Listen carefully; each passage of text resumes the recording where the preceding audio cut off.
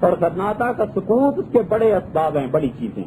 اقبال اس صدی کے شروع میں کہیں گئے تھے، اور جب وہ یورپ پڑھنے کے لیے جرمنی جا رہے تھے تو وہ سسلی سے گزرے، اور سسلی وہ جگہ ہے جہاں پہ ہم نے حکومت کی، سسلی وہ جگہ ہے جہاں ہم نے قدم گاڑے ہیں. اقبال وہاں سے گزرا ہے، اور اسے دیکھ کے اقبال کو جب نظر آئی ہے سسلی کے وہ ساحل پہ رکا ہے جہاز تھوڑی دیر کے لیے، اور اقبال اس کو دیکھ کے کہتا ہے رو لے اب دل کھول کر اے دیدہ خونانہ بار، وہ نظر آتا ہے تہذیب حجازی کافی تھا یہاں ہنگامہ ان صحرا نشینوں کا کبھی، بہر بازی گاہ تھی جن کے سفینوں کا کبھی، زلزلے جن سے شہنشاہوں کے درباروں میں تھے، بجلیوں کے آشیانے جن کی تلواروں میں.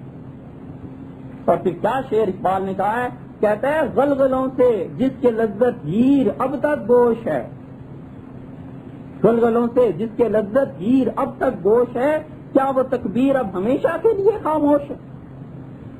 کیا ان مسجدوں میں اب کوئی اذانیں نہیں دیتے؟ کیا اس اسپین کی قرطبہ کی مسجد میں کوئی نماز پڑھنے نہیں آئے؟ کیا یہ کبھی امیر المومنین کو نہیں دیکھیں گے؟ کیا کبھی مسلمان یہاں کے جماعت نہیں کروائیں؟ میں گیا اور میں نے اسپین میں یہ دیکھا، مسجدیں بنی ہوئی ہیں، شہروں کے شہر بسے ہوئے ہیں، ایک مسلمان نہیں ہے جو وہاں جا کے مسجد قرطبہ میں نماز پڑھ سکے. قرطبہ کی جامع مسجد سے ہم نے پوچھا کیا ہو گیا ہے؟ اس نے کہا تمہاری نااہلی کا شکار ہو گئی ہوں، میرے وارث گم ہو گئے. کچھ نہیں رہا.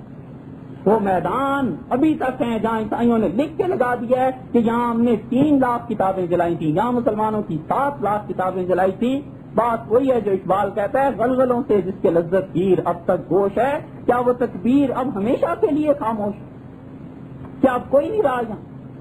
اقبال نے سسلی کو دیکھا ہے اور کہتا ہے میں تیرا تحفہ سوئے ہندوستان لے جاؤں گا، خود یہاں روتا ہوں اوروں کو وہاں رلواؤں گا.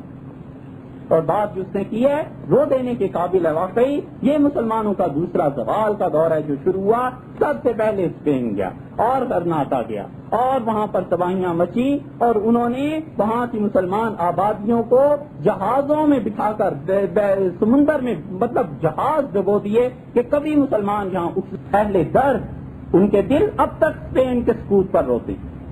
اقبال جب اسپین گئے تھے وہاں جا کے اس نے کیا کہا، انہوں نے مسجد قرطبہ دیکھی، اور قرطبہ کی مسجد آپ خدا کرے دیکھیں اور ضرور جا کر دیکھیے، عظمت ہیبت تعریف ہو جاتی ہے دیکھ کے کہ یہ مسجد قرطبہ. اقبال جب وہاں پہنچے ہیں کہتے ہیں تجھ سے ہوا آشکار بندہ مومن کا راز، اس کا مقام بلند، اس کا خیال عظیم، اس کا سرور، اس کا شوق، اس کا نیاز، اس کا ناز، ہاتھ ہے اللہ کا بندہ مومن کا ہاتھ، غالب و کار آفرین کار کشا کار سار. اقبال اس دور کو دیکھ رہے تھے جب واقعی مومن کے وہاں خاکی و نوری نہاد بندہ مولا صفات، ہر دو جہاں سے غنی اس کا دل بے نیاز، اس کی امیدیں قلیل، اس کے مقاصد جلیل، اس کی ادا دل فریب، اس کی نگاہ دل نواز، نرم دمے گفتگو گرم دمے جستجو، رزم ہو یا بزم ہو پاک دلو پاک بات، نقطۂ پرکار حق مرد خدا کا یقین، اور یہ عالم تمام رحمت الاسم و مکان.